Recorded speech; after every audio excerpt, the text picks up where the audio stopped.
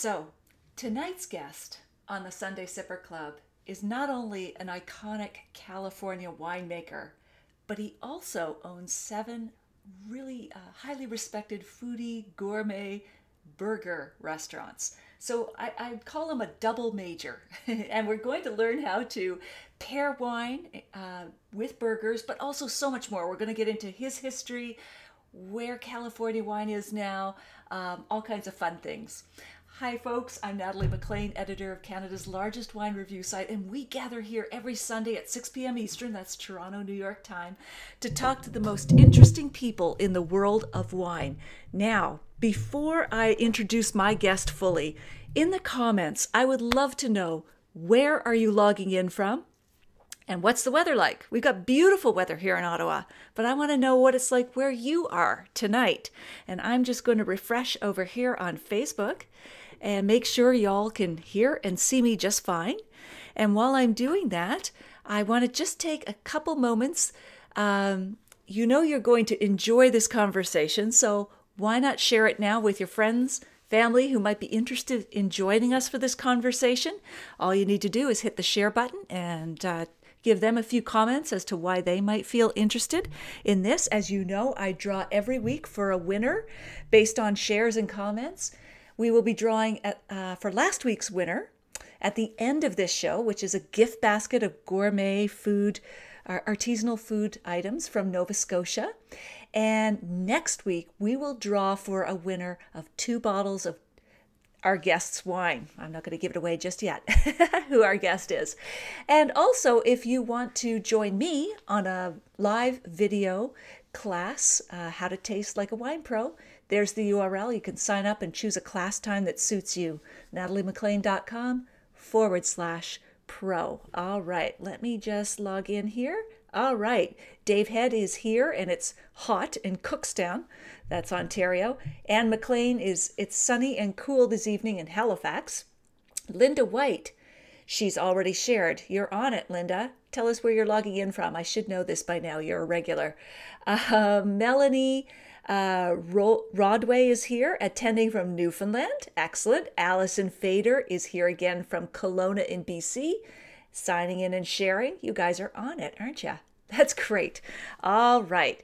So I hope you can still hear me as we go forward here. Now, our guest this evening purchased a few tons of Zinfandel in 1996 with the help of his then girlfriend, now wife, and winemaker at Joseph Phelps Winery. Her name is Sarah.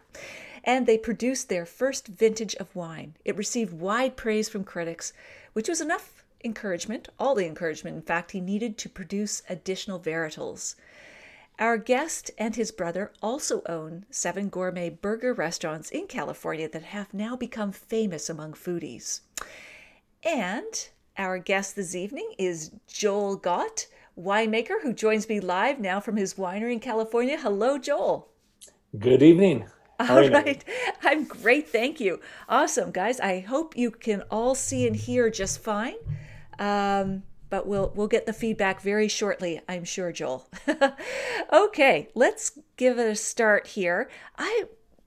Before we sort of take the deep dive, can you remember your favorite childhood moment on the family vineyard? Because you grew up in a wine family, right? Yeah, I grew up on a ranch where my dad had a winery and we had 100 and some acres of vineyard. And being a little boy on a ranch like that, probably the favorite memory is going to be something about a tractor, probably in a vineyard. Okay, awesome. So you were always drawn to large, like the tractors and the vehicles. Exactly. Okay, perfect. And then do you remember the moment when you wanted to become a winemaker yourself? Like you realized, wow, you grew up in a wine family, but that was the moment when you realized, I really want to make wine.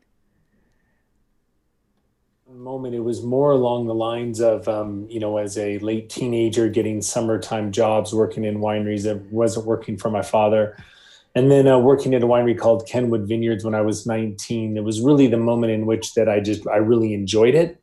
Yeah. And so I always found it fascinating, and I love harvest time. To me, that was always the action time of the year. And that's what drew me in and kept me there. Okay, perfect. And I'm just going to take a quick check on Facebook to know that everything's going all right here, Joel. Um, okay, I think your video may be frozen, but they might be able to hear you. Let me just check on the comments here. We're always facing the tech gods here. Let's see. I'm just going to go down the list. My goodness, there's lots of people who've joined us here. And no moving video, only his photo and audio. So they are hearing you. Sounds great. Okay. Well, we may have a radio interview with you tonight, Joel, but as long as you guys can hear him, as usual, we're having a little bit of tech trouble. Sound is good, but video is off on Joel's side. Okay, we're just going to keep going. I'll show you lots of pictures of him and his vineyard, so you'll be able to see that. And Joel's going to pretend he's on the radio. All right.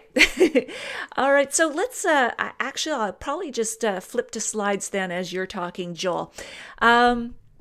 So we know that Napa Valley has great soils and climate, but maybe you could share with us something we don't know when it comes to Napa Valley and wine.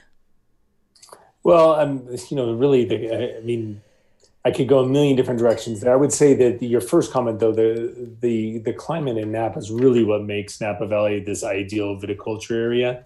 Yeah. And so that drives everything. And the thing that we're experiencing now in Napa is it's become such a heavy tourist destination, and people that are wealthier having their second or third or fourth home there. And so there's quite a bit of development there, and actually some really fascinating wineries being built.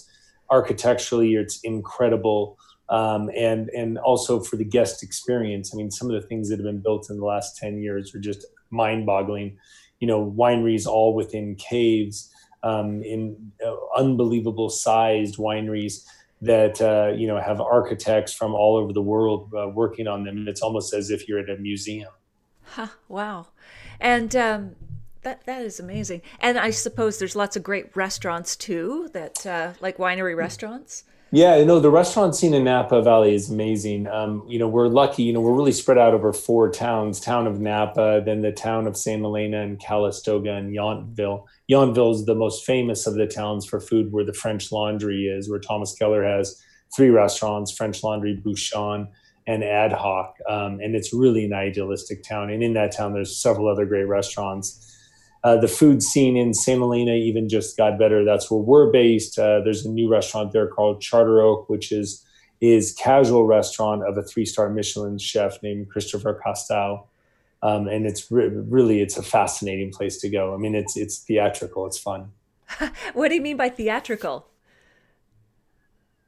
Well, there's no silverware on the table. You have your own drawer as if you're your house for each guest that has all of your silverware and extra napkins in it. All the drinks come in big shared pitchers. It's really neat. I mean, it's just fun. It's a much different dining experience than you would expect when you go into this place that has a super famous chef cooking in it, and an amazing old brick building that was built in the 1800s. It's just fun. It's a much livelier, different environment.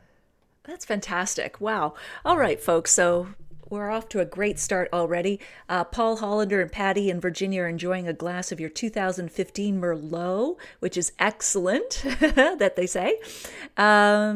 So yes, got it. So you can still hear us. Linda White Alexander, great. Maria Griffiths can hear Joel, good.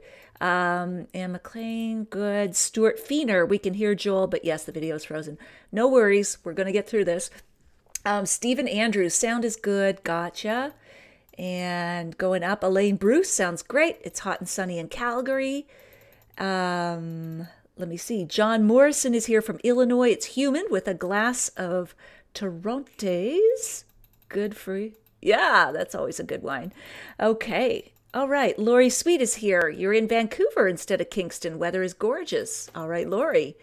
And Jen Havers is here. Hello, Jen. Jen's downstairs because we had a team tasting today. And your wines were on the table, Joel. We had a number of sommeliers and wine writers here, and we were doing a tasting, and we tasted through all the wines we are going to taste tonight. So they were really enjoying them. Then I had to take the bottles away, and they were sad. Anyway, excellent. Okay, so let's, I do want to get to the burgers because we've just done the food thing, but let me talk a little bit more about the wine before we dive into that. So, can you take us maybe to the worst moment of your career, like something where it didn't go right, but you learned from it, or whatever you want to touch on there? Sure, the 1996 Zinfandel, we bottled it, and we've got probably the best review ever from Robert Parker, shipped all the wine out, and within a month it re-fermented in the bottle. Oh So then I no. had to call our distributors or agents and say, listen, the wine's going to start leaking out of the top and foaming like a soda. And they said, no, no, no, no, we're not shipping it back to you. You just got this incredible review. I'm like, hey, trust me, you don't want the. And they just thought for sure I wanted it back to sell it to somebody else or something. Oh, That was a low point. yeah. Well, I'm sure you learned from that. How did it like? Was there just leftover yeast, or what was happening there? Like, There was a little crack in the bowl which the wine sits in as it fills into the bottles. It's called a filler bowl on a bottling line. And in there, a little bit of a re-fermentation had started. So we started fermenting the wine as we put it in the bottles. So then it would sit there until somewhere along the shipping route it gets warm, and then it turned into a foaming grape soda. oh It dear. was, trust me, it was special. We had another one time where we had wine. We make Tetra Pak wine called Bandit, Yes. and they're 1 liter Tetra Paks. And my two partners, Charles Beeler and Roger Scomini, and I, we shipped a load of this off to the East Coast. And somewhere along the line, they discovered that the glue, because remember, these are it's like what you'd buy soy milk in a Tetra Pak, right? Soft Right. box. Yep. The glue didn't work with the wine because the wine was too acidic. Oh no. So, so we knew we were shipping this truck across the country of 1,000 cases, and it was a time bomb because eventually the wine would eat through the cap. So sure enough, we got a hold of the distributor. They turned the truck around. We couldn't get rid of the wine. Nobody would let us dump it at their dump. So we had to ship it all the way back to California to find a place to get rid of it. It was a disaster. Oh my gosh. Wow. But a great story. Let me just since I'm just going to add you as a audio source here. Let's see, system audio. Gotcha. Just so that when I'm on a single screen, they can still hear you. Okay. Awesome. And Elaine Lawrenson has joined us from Niagara Falls, Ontario. What's it like there? Folks, if you're just joining us, we're talking to Joel Gott, California winemaker extraordinaire, about his wines, and we're going to also be talking about tips for pairing them with burgers and other grilled fare. But if you are just joining us, I love to know that you're here. Where are you logging in from? Your city, your state, your province, and what's the weather like? It is really hot and humid here in Ottawa. It's like 30 degrees. Good indoor weather. Oh yes, Allison Fader. In winemaking, cleanliness is next to godliness. Thank you, Allison, for the tip.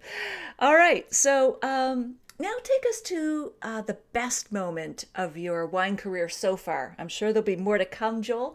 But what's been the sort of the highlight so far? So many along the years, we've been so fortunate. I would say that back in 2003, those two same partners, Charles Beeler and Roger Scomini, and I started making jug wine. And I mean, it was just for fun. They were 1 liter jugs of Zinfandel and Cabernet from Napa, and we were just having a great time, and we couldn't believe it. It was that I call it the one-hit wonder. Everybody wanted it, and we went from zero to 100,000 cases within 1 year. We couldn't even make enough. I mean, people wanted more than that, and it was like almost like a collector item, and that was really a wild experience. I'd never seen anything like that in the wine industry. It was the high end of the low end or the low end of the high end, and it was this funny little juxtaposition. That was a great moment. Another one was I was on with my wife Sarah, and we were at the Oakland airport flying to Hawaii for vacation. And I picked up a New York Times to read on the flight. It's like a 4.5 hour, 5 hour flight. About halfway over the Pacific, I was paging through the New York Times, and there was a picture of me and a wine review that was the best wine review we probably ever had. That's The New nice. York Times has so much power. Yeah. And, no cell phones, no nothing, no connectivity. So I couldn't tell anybody. That was a pretty exciting moment. That's fantastic. And folks, let me know if you can still hear Joel when I've got this shot on right here. So, Joel, is that that wine that you just talked about, the story before the last one, is that connected with the Three Thieves or? Correct. That is the Three Thieves. Okay, absolutely. And is there anything else you want to say about the Three Thieves? I have the Pinot Grigio here. Oh, good. Yeah. You know, the our partner Charles describes it the best. You know, there's this theory out there that no matter where it's not a theory, it's a proven fact, but wherever you are, right, depending upon what the Mother Nature has in the weather, strawberries might be better, right? You know, just it's like the perfect ripening season for. We have that same thing in grapes. So not every year each vineyard ripens the same way. And so the way that we make the Three Thieves wine is we're allowed to have access to Trinchero. They're a 20 million case winery in Napa Valley, and we're allowed to select different vineyards from throughout their whole program that spans the state of California for these, as we would call it, the angel share lots. And we put together small blends like the Pinot Grigio and the Chardonnay and the Cabernet, and they're for their price point because they're fairly inexpensive wines. I don't know the conversion into Canadian retail, but they really are exceptional wines, especially for their price point. Wow, that's great. And we've got lots of people still coming in here. James Norton is in St. Augustine, Florida, and it's hot and humid. Stephen Andrews is in Waterloo, Ontario, enjoying sunny, nice weather for drinking. Peter Chandler says hello. Where are you from, Peter? Let us know. Patty writes, oh, good. I'm glad the audio is still working. And James Cox has given us 2 thumbs up. Richard Campbell has joined, and Richard Campbell says, I love the Joel Gott Pinot Gris in Virginia. Excellent. All right. And Stephen Andrews, who are the Three Thieves, and what did they steal? Joel. So we started that in 2002 was when we formed that little company. We started making wine in 2003 out of the 2002 vintage. And so Charles Bieler is a French wine producer. He actually lives in Manhattan and produces wine in France, California, and the state of Washington, as well as in Spain. He's most known for Bieler family Rosé, which I'm sure you can find in most places you've named off. As well as he makes wine in the state of Washington under the Charles and Charles label. And then we make Three Thieves wines together and the show wines together as well. Roger Scomenia is originally from Wisconsin, but now lives in Boonville, California, which is a Pinot Noir growing region in Mendocino County, north of Napa Valley and Sonoma Valley.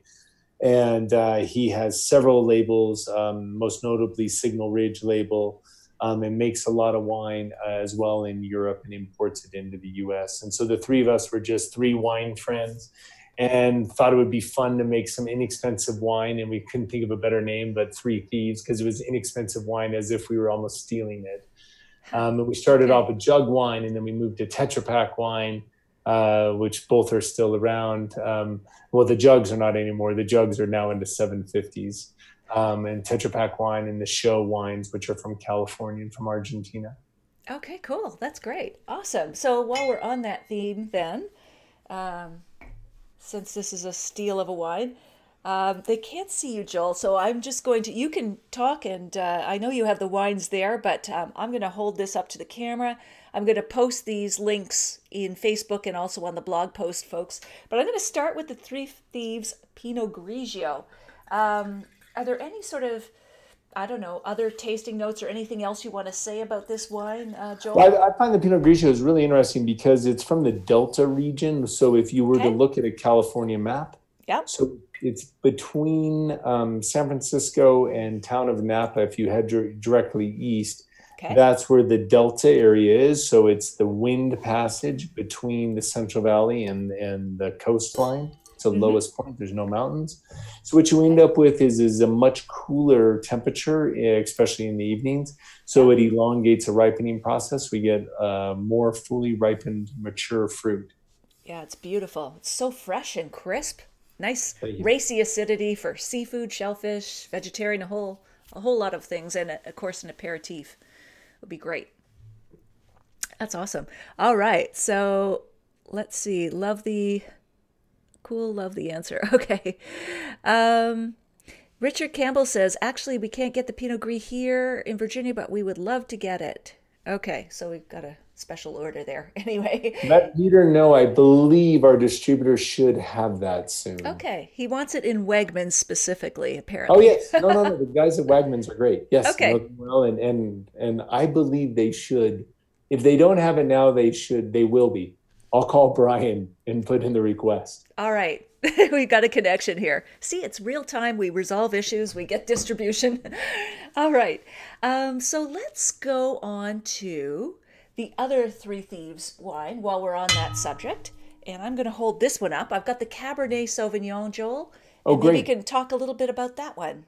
Yeah, the Cabernet is great. Again, it's a few unique growing regions. So Paso Robles, out in an area called Borden, which is east of the Central Valley in the lower foothills, Mendocino County. So we work with multiple counties Yeah. to be able to blend them together to try to get the complexity, the concentration together. Yeah. Because that's really what we're looking for is a balance of acid, tannin, sweet fruit. Okay, cool.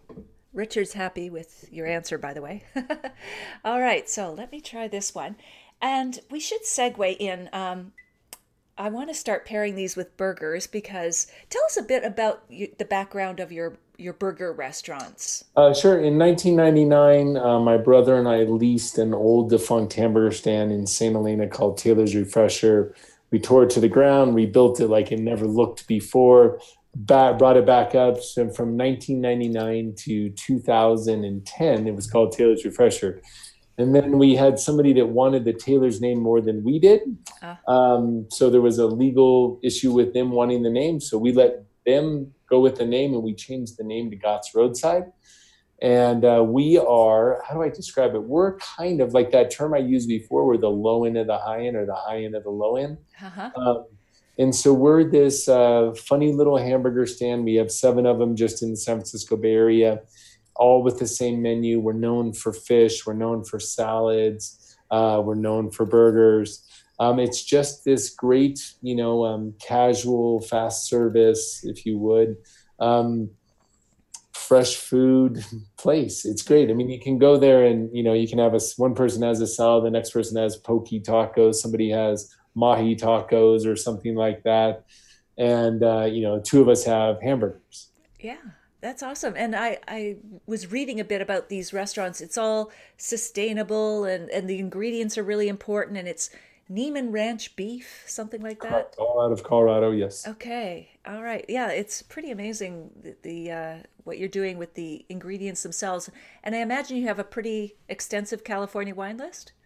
Yes, we have one German wine on there right now, one Riesling. Okay. But yeah, well, actually, we've got our number one by the glass wine is actually Charles's Provençal Rosé. Oh wow. Okay. We sell more of that than any other wine. So, and then number 2, of course, is Sauvignon Blanc. There you go. That's a good pairing. And when I saw pictures of this restaurant, it reminded me of like that sitcom Happy Days, like the Yep. takeout with the gals on roller skates and I don't know, or Dairy Queen, whatever. It really has that old retro vibe, but in a cool way. Yeah, the one in Saint Helena is the one that has the old look to it. That's the original Okay. one. If you Okay. go to the other ones, it's much more modern, Oh, more all like an right. Earl's.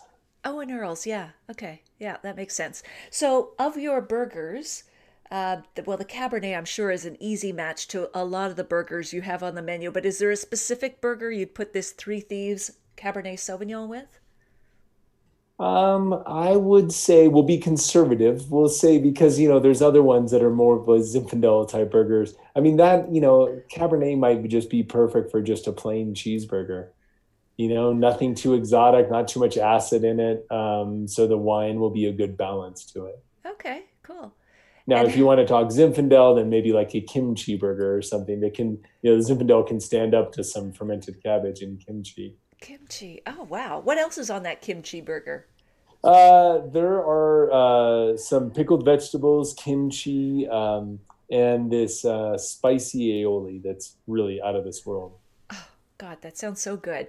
And then you have a green chili burger, right? Yes, yeah, yeah, Yeah. roasted Anaheim chili that's peeled and then Oh, jack cheese melted over the top of it. oh dear. And what would you pair with that? Oh yeah, but now we're on the pairing. We'll go back to our first guest that was drinking the Yes. Merlot. The Yeah. chili's not spicy, so anything with maybe I'd go back to Zinfandel again, or we trying to just off the we our by the glass Zin is Turley Juvenile Zin, so it's Oh, so perfect with burgers because it stands up to any sort of spice and heat and fat in the meat. oh, that's fantastic. Yeah, absolutely. Zinfandel, it just seems to be the ultimate classic hamburger wine. And I completely agree. as he said, reaching for a wine, I think. But why do you think it works so well with burgers? Well, it's because of I mean, honestly, it's a great food wine. It's very similar to how Sauvignon Blanc is a great food wine. So with Zinfandel, what I find is it has this spice to it. So it's not most of the time food overpowers wine. Yeah. And so with the spice in Zinfandel, usually maybe a little teeny bit of residual sugar or a lot of sweet fruit, it stands up to all the flavors and the fats and salts in food. All right. Good explanation. All right, folks, if you're enjoying this, please take a moment to share it. I will be drawing at the end of this video or this session for last week's winner, which is a Nova Scotia gift basket of artisanal and gourmet food items based on those who shared and commented, because it's always better when you tell folks why you're sharing it. And also, and next week we will be drawing for 2 bottles of Joel Gott premium wines. So get in there and share and comment. And also, if you want to learn how to taste wine like a pro, just pick your class time at nataliemclean.com/pro. And that's an online video class that is free. All right, so let us go on to the Joel Gott line. And where should we start, Joel? Would it be with the Sauvignon Blanc or the Unoaked Chardonnay? Oh, I go Sauvignon Blanc for sure. Okay, excellent. Let's start with that. And maybe you can give us a bit of the backstory on this one and tasting notes, that sort of thing. Well, this is by far the wine that my wife Sarah and I drink the most of. We love it. It's probably the most complicated wine we make. It's Oh, also the really? least expensive wine that we make. Okay. It's a balance of acid and sweet fruit with this minerality, and so it's sourced from 6 different counties around California, from Santa Barbara County, being the further south, Monterey County, coming up to Sonoma, Napa, Mendocino, and Lake County. And the Okay. reason that we work in all these different areas is what we're looking for is every vineyard contributes in a different way. And in a blend. So we take the Monterey fruit, which is very green and New Zealand-like, and we can blend it with the Lake County that's very mineral-driven or European in style, with the Napa that has the viscosity, the Sonoma fruit that has the sweet fruit, the Santa Barbara, which is just wide, broad style Sauvignon Blanc. So by blending all these different vineyards together, we end up with what we feel is a very complete wine. If you had a checklist, you're checking off all the boxes as you go down: mouthfeel, sweet fruit, acid, balance, and there's 0 residual sugar in it. So you're not covering up any mistakes with sweetness. Yeah. It's To us, the beautiful. wine is, it's this great balance. It goes so well with food. Yeah. It's light. It's alcohol is not very high on it. So again, it's by far our favorite wine to drink. It's beautiful. And there's sort of that racy acidity, but it's not an acidic attack. It's not green or anything. It's just really balanced and juicy for food. And is there, you mentioned one, I think. Which hamburgers would you put with this one? I'd probably go right over to the fish category. Oh, the fish I'd have tacos. like Baja tacos or Okay. poke tacos or a salad or something. Oh, that would be I think lovely. the burgers will pretty much wipe out the Sauvignon Blanc. That's true. That's true. And on the burger topic, Linda Alexander says, does Joel have any plans to expand the restaurant line? Yes, in the Bay Area. Outside the Bay Area, would mean a plane trip to get there, and I don't know if we're really ready for that. Right? We've got an amazing team, and a little bit of growth every couple of years is a great thing. We're an 18-year-old company, and we have 7, so we're a little more than every 2 years we're able to open something. But we got a great team, so. Absolutely. That's great. Um, all right. So we've done the Sauvignon Blanc. Let's go on to the Chardonnay, the unoaked Chardonnay, another very fresh wine. Maybe you can tell us a bit about that one. Yeah, so the unoaked Chardonnay, my wife Sarah was a winemaker at Joseph Phelps Winery in Napa Yes. Valley. Which is a cult kind of wine. Yes. One of the great, if you know, one of the greatest wineries in Napa. Yeah. Anyhow, and so in 1999, they were making some Rhone style wines. And so they asked Sarah to go down to Australia. So we went to Australia. I tagged along with her. Mm-hmm. And we saw these unoaked Chardonnays being made on the Mornington Peninsula and just found them fascinating. Came back and started making Napa Valley unoaked Chardonnay from Atlas Peak, which didn't sell at all. Nobody wanted Napa Valley unoaked Chardonnay. Oh. And so over the last 19 years, we've been making it, and we've changed the not the varietal, but the location where we're growing the grapes to really find the best balance of areas to grow Chardonnay to make it more like Chablis. Yes. And now all of a sudden, unoaked style Chardonnay has really caught on. It is. All this. Now in cool Canada, climate. you guys are lucky. You have a large French selection. Yes. We don't, our retailers and our stores in California don't have big French selections. Okay. So that's what we're trying to mimic. Yeah, this is beautiful. And it's got so much volume and lusciousness. It's hard to believe, though I do believe you, that it's not oaked. Like it's really mouth-filling and coating. Yeah, the viscosity of the wine. Yeah, it's amazing. That's just the Chardonnay grape on its own. It's lovely. You don't mess with it. It's pretty interesting. That's great. Don't mess with it. It might turn out all right. This is just a gorgeous wine. Would you still go with fish tacos on that wine? That can stand up to a little bit more. Have a grilled chicken sandwich or something along those lines. All right. Good. I don't want to even dump that out. Okay. Anyway, let's go on to the reds. Should we start with the Cabernet or the Merlot first? Oh, let's go the Merlot, because the Merlot is a little bit softer, more velvety, kind of has the slightly softer palate to it. Okay. Yeah. Absolutely. And the nice thing is we've been making Merlot for a long time, but we only started bottling it in the 2014 vintage because we always make it to add a little bit, 2, 3, 4, 5% back into the Cabernet. Gotcha. And we had so much demand for it, we started making some just so that we could have it so that we would be able to do small bottling, but not take away from being able to blend it back into the Cabernet. Oh, that is so supple. That is so smooth. It's like liquid velvet. Very nice. Beautiful. Which burger would you put with this one?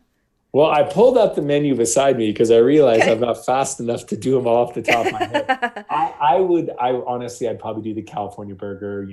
It's fried egg and it's got Swiss cheese and bacon and arugula and balsamic onions and mayonnaise. Oh, that sounds really good. You make 11, do you feature about 11 different burgers in the restaurants? Yes, but as we all know in hamburger restaurants, everybody modifies them. Oh, right. All the special requests. Yes. Exactly. Yeah. But that's. So I'll have a kimchi burger with no kimchi, but can I add barbecue sauce to it? Okay, sure. Right. We get that. That's funny. And do you think running those restaurants helps you with the winemaking aspect? I mean, does one inform the other? Yeah, it's a good learning curve because we're dealing with the public, and anytime you deal with the public, right, you want to, you're always trying to make sure you're giving what is popular. So it helps us see trends and it helps us connect, and we get to see what people drink and eat, and it's a big education. Fantastic. That's great. All right. So then maybe on to the Cabernet. What would you say about the Cabernet? It's named after my daughter Lucy. That's why there's an 815 on it. That's when she was born? Yes, August 15th. Awesome. And so the Cabernet is the one, it's our largest production wine. It's the one that we get more reviews on than anything else. Okay. We're known for it. My wife was the Cabernet winemaker at Joseph Phelps. So the technology that we put against making this wine is dramatic. It's made from 7 counties. There's over 40 vineyards, 60 different individual small lot fermentations. Mm-hmm. It's blended together over a year and a half. We usually bottle age it. And at this price point, nobody bottle ages wine. It probably doesn't mean anything to everybody listening to this. But in the winemaking world, you age it in a barrel to oxidize it and extract a little bit of oak flavor. You age it in a stainless steel tank to let it settle and bring out some other characteristics. You run it over screens when you drain it out of a tank to add air into it to help it age. You do all these things to age the wine, and then you put it in the bottle. And when it gets into a bottle, it also needs aging process, you know, and so we age this for 4, 6, sometimes even longer months in a bottle before we even start shipping it. Wow, that is fantastic. Yeah, it's a gorgeous wine. I mean, it's drinking well now, um, but it also could go the distance in the cellar, which is always nice to have that option. Yeah, but every vintage is different. So you have the 15, and the I do. 15 has more tannins and a little bit more of an edge to it. The 14 was much softer, had more volume to it or sweet fruit up front. Okay. The 15 will age much better, as well as the 13 than the 14. The 16 that we're just about to start shipping, I don't know, 2 months from now. Yeah. I mean, 16, the 2016 vintage, it is softer like the 14. So they Okay. all have their unique little way. And that's why I love shopping in wine stores, because I look for vintages more than I look for name brands. Huh. That's a good thing. Like, because you're looking for a good year from whether it's your winery or other wineries. Correct. I mean, I love Northern Italian white wines. And so, like, the 15 vintage there was incredible. Huh. So I'm always hunting out those, or I'm hunting out Burgundies from the 14 vintage, or, you know, I mean, goofy stuff I read about or drink. Absolutely. That's a good tip. That's a really good tip. Beverly Asleson is joining us from California. She's All late. right. Yeah. And she says, sorry, I'm late. That's okay, Beverly. You'll have to go back and watch the replay for the early part because this has been a great discussion. Stephen Andrews says, we really like the Cabernet Sauvignon. When we are in the US, we buy it. Okay, but you can buy it here too, Stephen, in Ontario at the LCBO. All right, so let me go on here. And is there something that you feel that you are wrong about when it comes to making wine? Something you changed your mind about, Joel, over the years?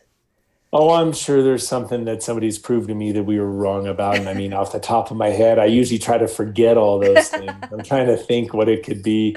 I mean, I've had disasters from Tetra Pak to putting screw caps on wines to, you know, the one thing that I would say that is for all of us that drink wine, the most frustrating thing are corks, because there's a percentage. Is it 1, 2, 3, 4, 5% of all the bottles we send out that has a cork in it, which is just a piece of bark from a cork tree, is bad. It's flawed. It has bacteria picked up from the tree. It won't hurt you to drink it. It just tastes moldy and nasty and barnyard like. And so there's, you know, all of us in the wine business hate it because somebody out there bought a bottle of our wine. Me, I've got my name on it, so even worse.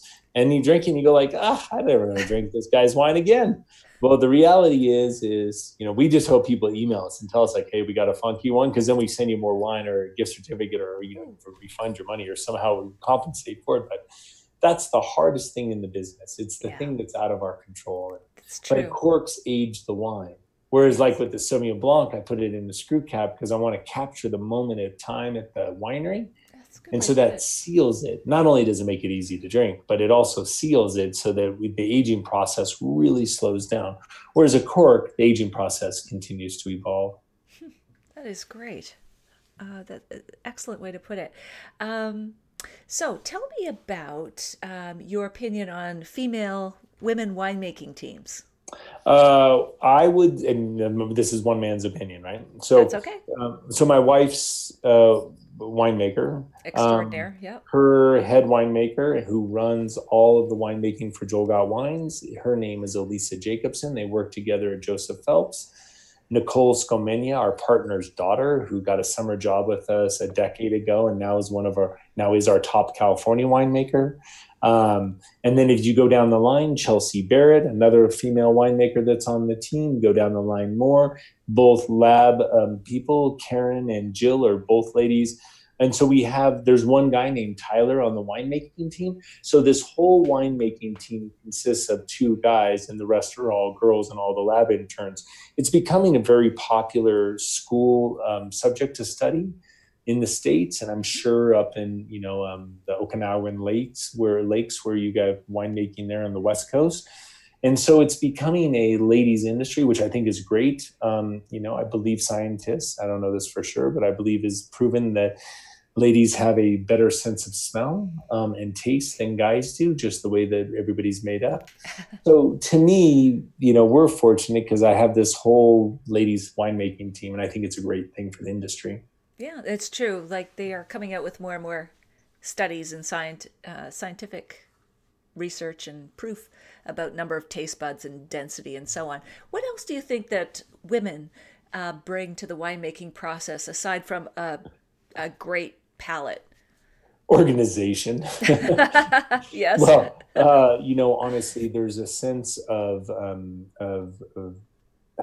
think to answer that the best way, the way you ask the question is, what do they bring? They bring in this other ability to blend at a smaller percentage, a higher taste level. Also, for our group, everybody in the group loves chemistry, so we're very interested in the chemistry of the wine. So it's a big deal for us.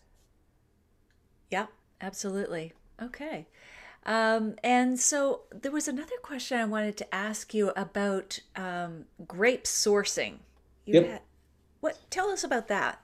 So what's important in California is Canada's a wide state, right? We're a very tall state.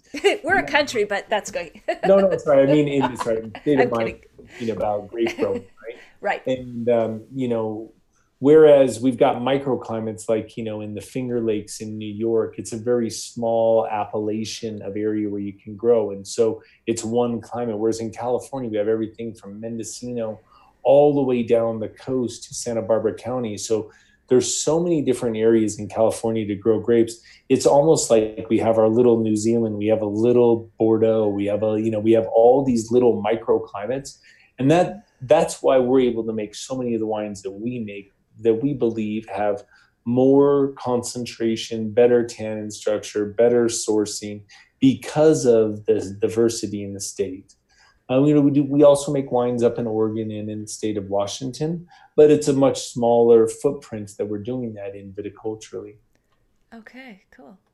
And I just want to pick up on Facebook here. Richard Campbell has joined us.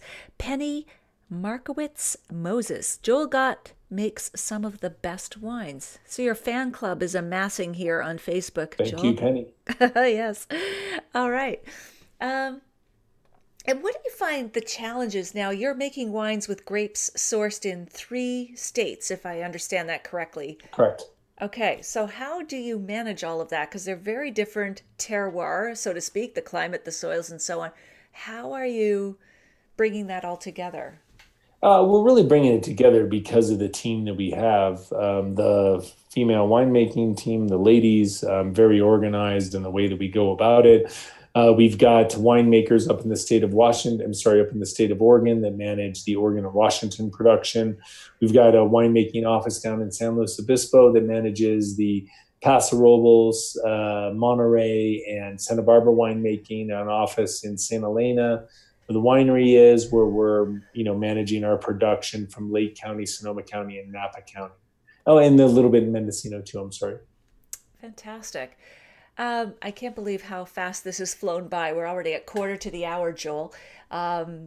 Is there a piece of advice, wine advice, you'd like to share with people who are here tonight? Like something they can act on this week, maybe to up their wine game or whatever?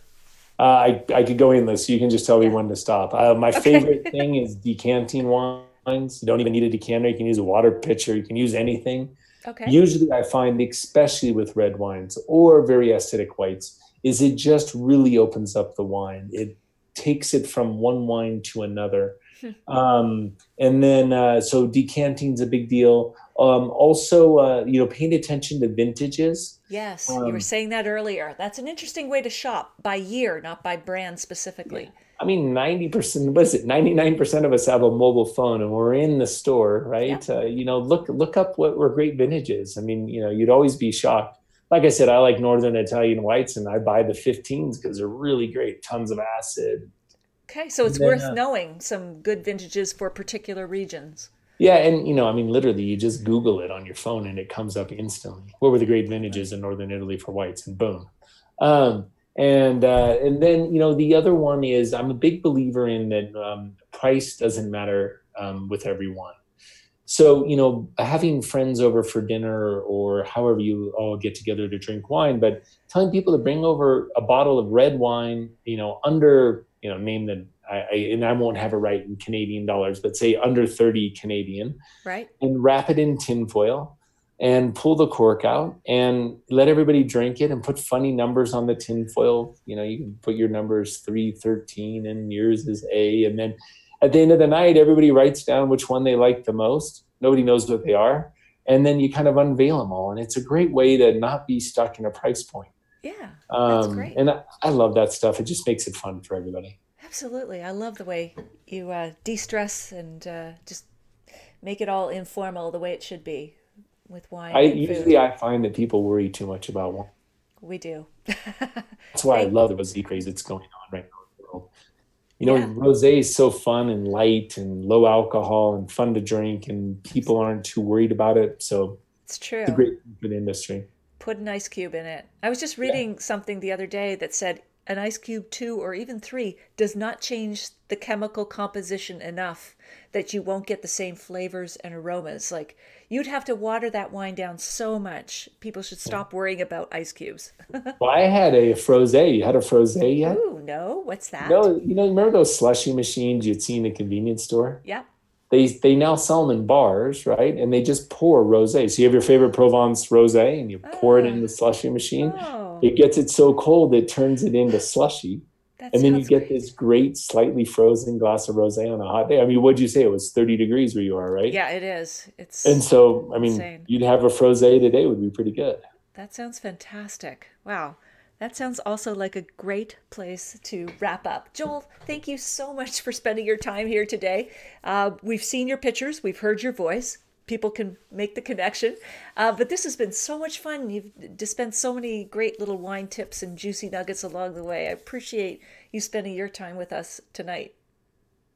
Thanks for having me. It's been great. I love that you can tell where everybody is off of Facebook. That was great. Yeah, isn't that great? I love the live aspect of it. So folks, stay here. I'm saying goodnight to Joel, but I have more announcements for you, so don't disappear yet. Joel, until next time, wish you all the best with all of your different projects. You've got a lot on the go, and we look forward to keeping up with you and your wines as they come into on our liquor store shelves. Well, I love it. Thank you very much for the support, having me on the show, and I hope everybody has a great night. All right. Cheers, Joel. Bye-bye. Bye-bye. All right, folks. So stick with me, because I'm going to make that announcement, and I am going to, Richard, that will make my wife happy. Good. Holly Hollander Smith and Patty have found each other, daughter, mother, and we've got cousins reconnecting. Elaine, you know what? Elaine Bruce, I see your question. I'm going to ask Joel to jump in and comment after this for questions we did not address during the live. Linda Alexander, I think we're having a Clan Alexander meeting here on Facebook. That's awesome. Okay, David Hammond, great show. I'm glad you enjoyed it. Elaine Bruce, great tips. Patty Hollander. All right, folks. Awesome. I love your participation. So let me get to a few things here as we wrap up on this beautiful Sunday night. So I know we're at the end, almost at the end of the show, but you can still share this if you enjoyed it. And if you're watching the video replay, by all means, please take a moment to share and to let your friends and family know why they might be interested in this video, because that will still qualify you to win 2 bottles of premium Joel Gott wines, which I will announce next week at the end of that video. I'm about to announce the winner of last week's contest, so stay tuned. Also, if you want to learn how to taste wine like a pro, please sign up for my free video online class at nataliemclean.com/pro, and you can choose a class time that suits you. And I so appreciate all the people who have already taken a moment to share here. It's pretty fantastic. I'm just bringing them up here. Paul Hollander, Allison Fader. Allison's shared a number of times, which is lovely. Jen Havers has shared. Elaine Bruce, Linda Alexander.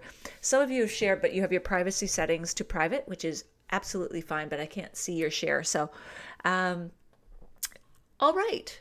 let us go back to a few other things here. What was the most interesting thing that you learned tonight? I would love to know. What tip or tidbit, because people will come back to this video later and be reading your comments and they'll pick up on these tips, which is always fun. Those of you who are in my Get Wine Smart course at 7 p.m. in 10 minutes from now, we're tasting some very cool climate Chardonnays because, as you know, the big cool climate Chardonnay celebration is in Niagara in about a week's time. And so we are going to get all geared up for that. So join me in our private Facebook group. And I think that does it. So, shall we have the drum roll? Is this the drum roll? No, that's a police siren. That would not be the right. Okay. There it is. Boom. There we go. So the winner of last week's contest for their share of the chat with Amy Savory on Nova Scotia Wines is Lori and Silvio Sweet from Kingston, although I think they're logged in here tonight from Kelowna.